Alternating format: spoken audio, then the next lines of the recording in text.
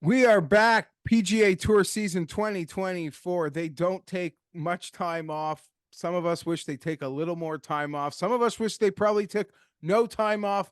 But it is I, Geoff Feinberg, back here with you for oddschecker.com/US, previewing the PGA Tour each week with my guy, Andy Lack. Andy, we start in Kapalua, a familiar place. Some say the Augusta of the Pacific Islands. Certainly a take. Yeah, the Augusta of the Pacific Islands if the Masters was won at 30 under par every year. But I generally understand what the takesman was attempting in that sense, and in the idea that Kapalua is a very undulating golf course with a lot of elevation changes. There is a strong correlation of Masters champions and Kapalua champions, be it, Cameron Smith, John Rahm. Cameron Smith hasn't actually won the Masters, but he's been great at Augusta. Patrick Reed, Jordan Spieth, things of that nature as well. So I can certainly see it, but it wouldn't be where I lead you off, Geoff, when I'm talking about Kapalua. And other than the wins here, which seem like the real only defenses which could keep scoring down, Andy, somebody is clearly going to clear, going to flirt with the mid-20s here. It's pretty early in the week to dissect the wins. I'm certainly not capping this thing on wind. I am, anyone I bet, I'm certainly expecting betting to win. I'd certainly be expecting to clear that 24 under mark. Andy, what sort of player profile on, I believe, PGA Tour's come here 25 straight years, so it's a very familiar course. Even if weren't even the biggest golf fan growing up, but you played golf video games, you're probably quite familiar with Kapalua. Sure. It's got 60-yard wide fairways. Basically, we're talking a greens in regulation percentage north of 80%. That's about 18 percentage points higher than an average PGA Tour course. This is probably one of the easiest golf courses in terms of tee to green skill required. So I think there's a bit of a misnomer that you need to be this bomber off the tee, elite ball striker to win here. That couldn't be further from the truth. And I think that's been exemplified based on a lot of players that have won here that can get a little loosey-goosey off the tee, right? Your Patrick Reeds, your Cameron Smiths, your Jordan Spieth, even Justin Thomas has been known to spray one once in a while. So I actually don't think that elite tee to green skill is what necessarily needs to be at the forefront of your mind here. I think that there's a lot of room for error, particularly on your tee shots. And the name of the game, Geoff, is if everybody's hitting the fairways, you can probably deduce that to the second shot and the putter being the most important two aspects of this tournament this week. You need to be elite at one of those two things, right? If you are an elite approach player, then you probably have some room on the putting. You can go the Tom Hoge route last year and gain 10 strokes on approach and just have a bunch of tap-ins to make your birdies. And if you happen to be an elite putter, then you probably the Cameron Smith route, right? You probably have got some leeway on approach too. But to win at Kapalua, you better be elite at one of those two things. I am not very concerned about how you are off the tee or around the greens either. Yeah, I would say trying to figure out where sort of the off the tee stuff took hold here. I mean, the highlight of DJ nearly holding out a par four, went viral for so long. Maybe that plays a role in how some of those guys could truly, bully the hell out of a place like this. But historically, we haven't seen that much of an advantage.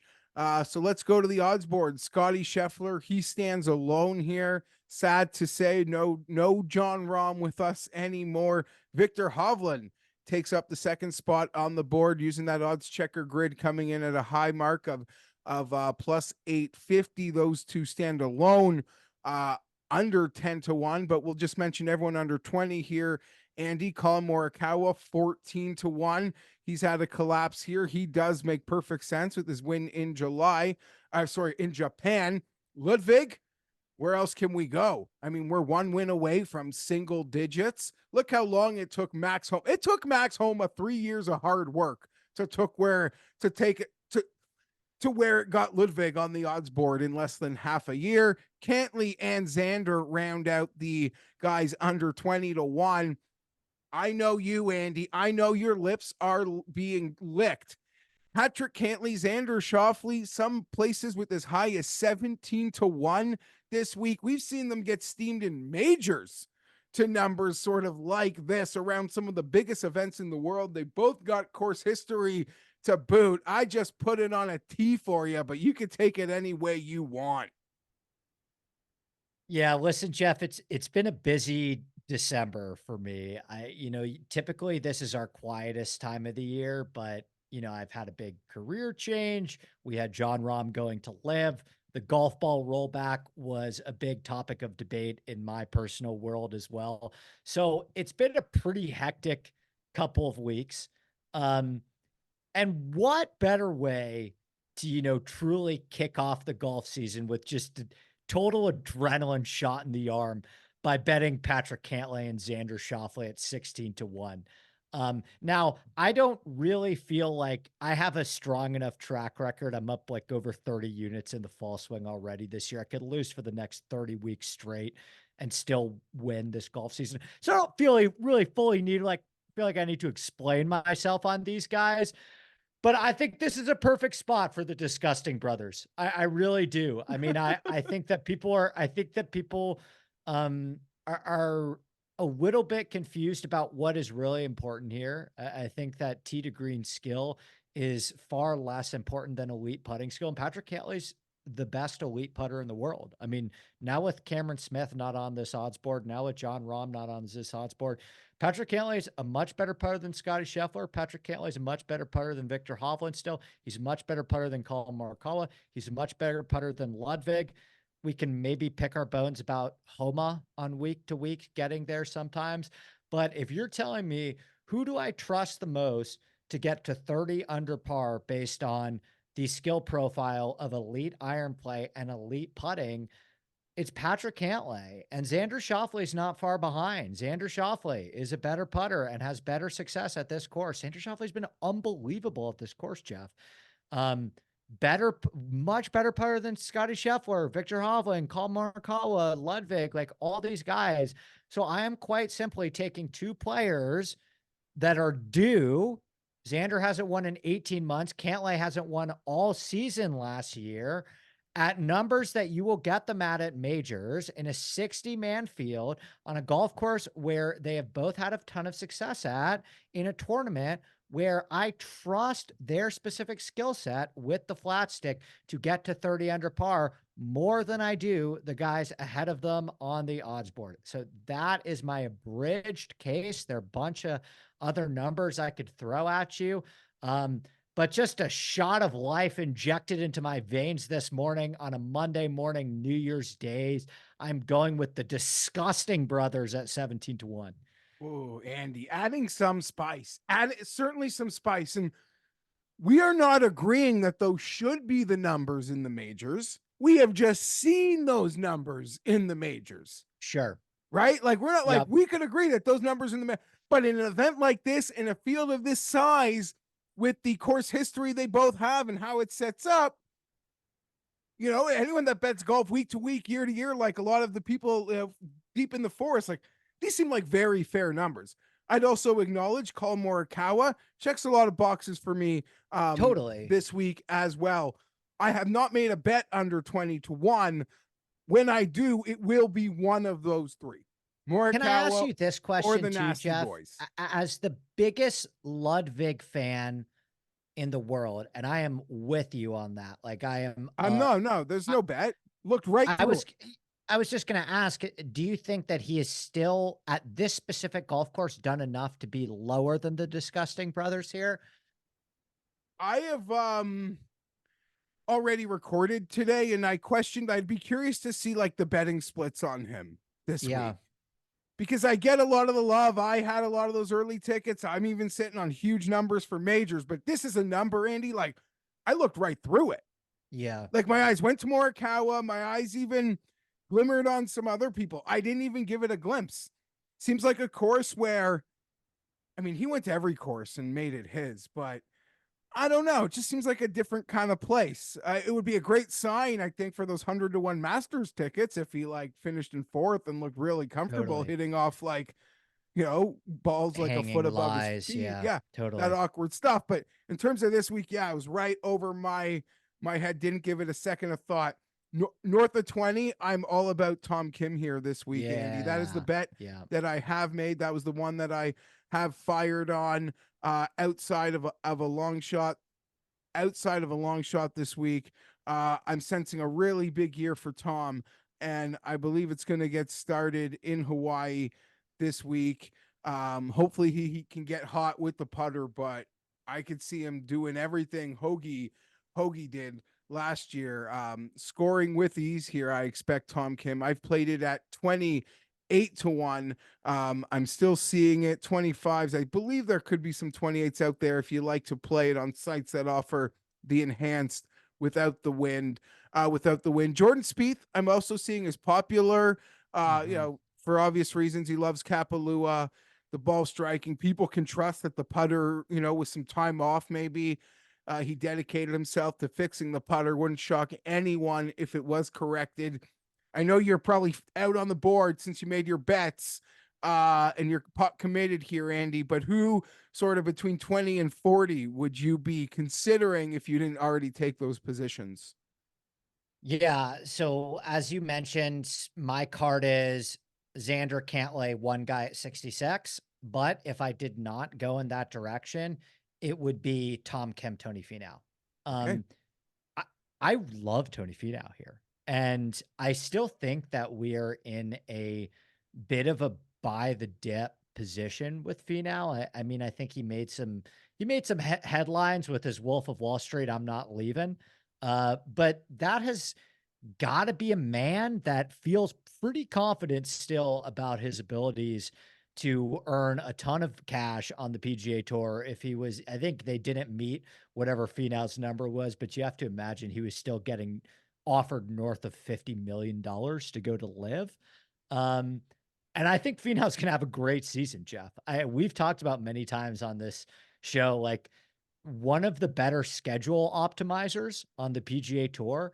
And you look at Finau's wins, and I think 4 out of the 6 have been on really, really easy golf courses, right? Your 3Ms, your Rocket Mortgages. So I know Tony's putter can go south quickly at times, but he's actually one of the more trustable and proven players on these easy courses that require a track meet. Same with Tom Kim, right? Tom Kim, Wyndham Championship, Shriners ×2, right? Those are some of the, particularly the Shriners, one of the easiest events on the PGA Tour, right? So I'm looking at this through the prism of what are the guys that are best suited to catch a hot putter and have that elite combination of approach play and putting on this specific golf course.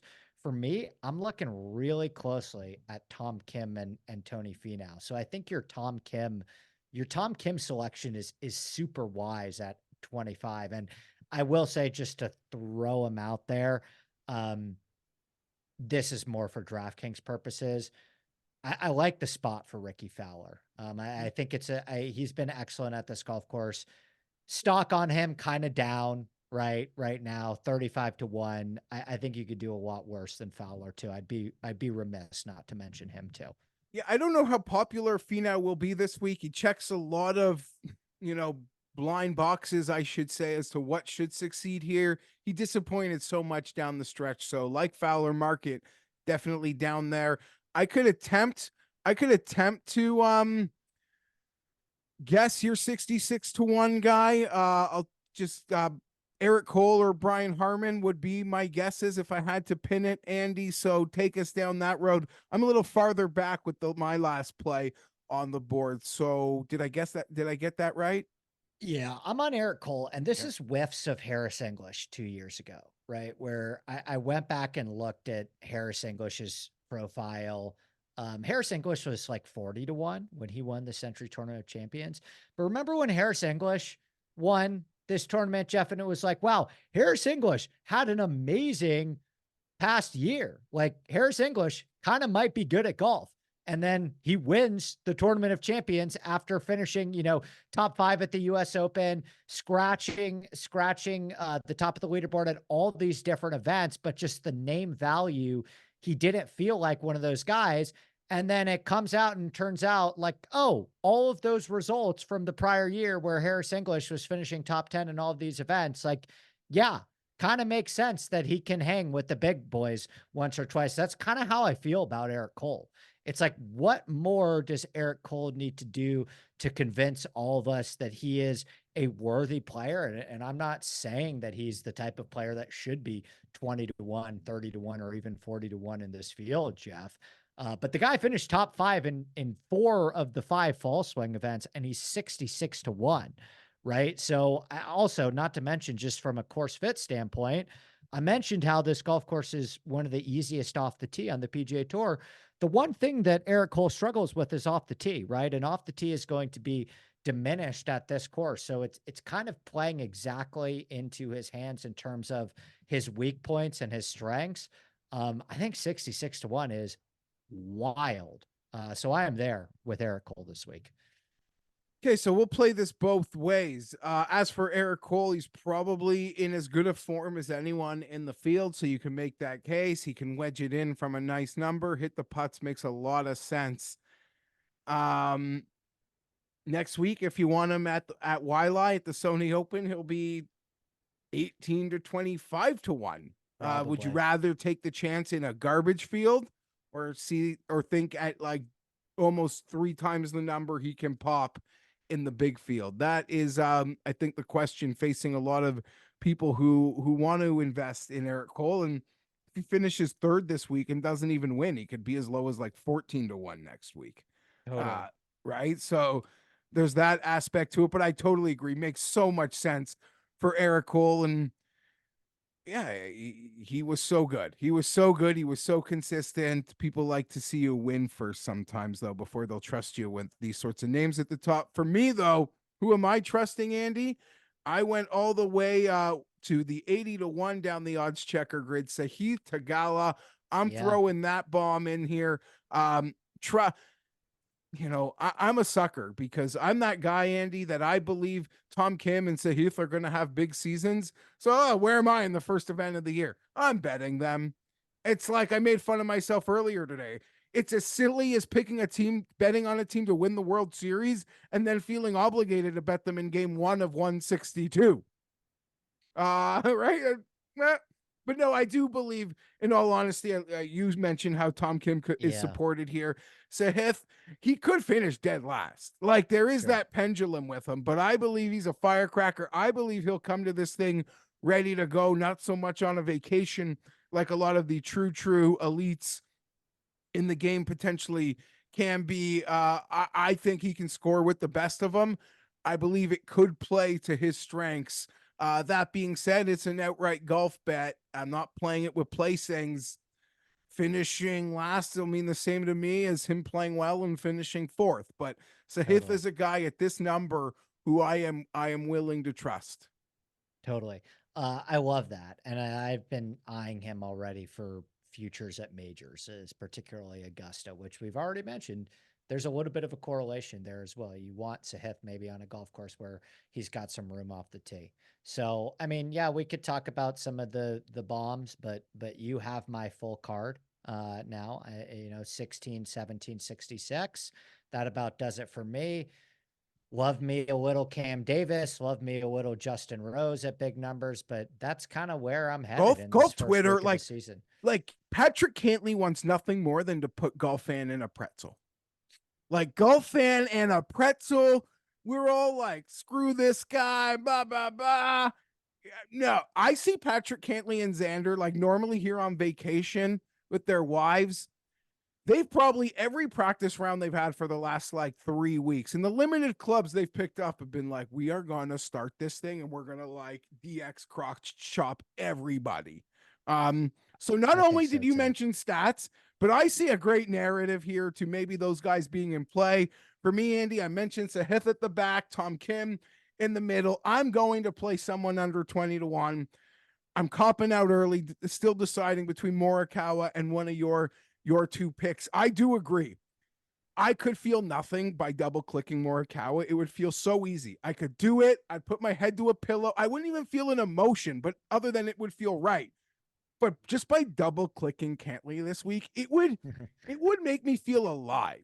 Like it would put an adrenaline rush. I don't know necessarily a positive one, but it would put a feeling through my body that I'd know, okay, it's 2024, Feinberg. You turned 40, your heart is still ticking. Everybody can't wait to be breaking down golf all season long here with you at oddschecker.com with my friend Andy. Check him out over on Twitter and his new journey with Rum Pure Sports for all of his weekly PGA Tour contents. Congrats to Andy. We'll be throwing it down all season long here at OddsChecker. As my pal Gabe Morency would say, may the winners be yours.